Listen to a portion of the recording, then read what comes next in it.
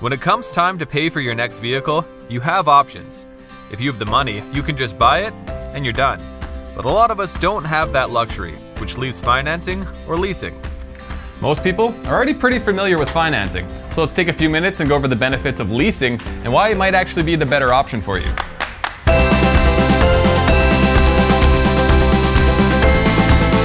Let's start with your trade-in cycle. Leasing is ideal for the type of person that likes to get into a new vehicle every few years. There are people who like a new vehicle every 2, 3, 4 years. Okay, those people definitely should be leasing because you're looking at always being in some sort of payment, and so you might as well be in the lowest payment that you can possibly be in. When leasing, you only pay for the value of the vehicle you use over the course of the lease, not the entire cost like you do through financing. The lower payments offered mean you can get into a nicer vehicle than you'd normally be able to afford and still stay within your budget. You know, let's say you're in love with the touring model, but financing might be a little bit out of your budget. Leasing is a really good way to still be able to get into that vehicle and still meet the budget you're trying to set. Another thing to consider is the cost of ownership associated with driving the vehicle.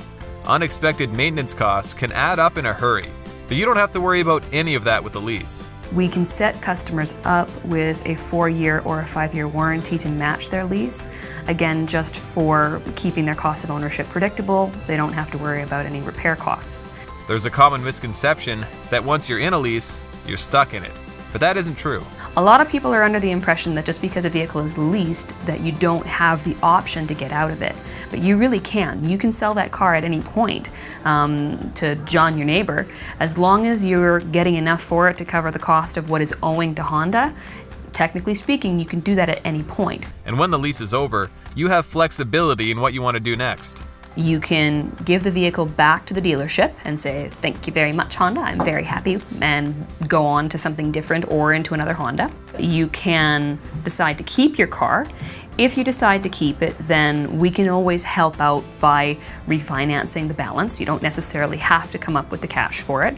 Alternatively, you could sell that vehicle. If you take good care of the vehicle and stay under your allowed kilometers, you can actually make leasing work in your favor.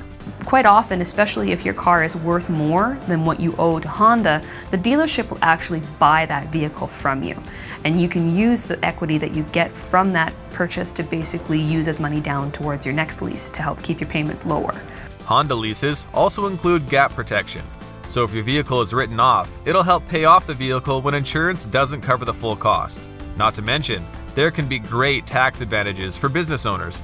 The accountant or the person who's handling the financials at the end of the season really appreciate a lease because they're dealing strictly with just a payment.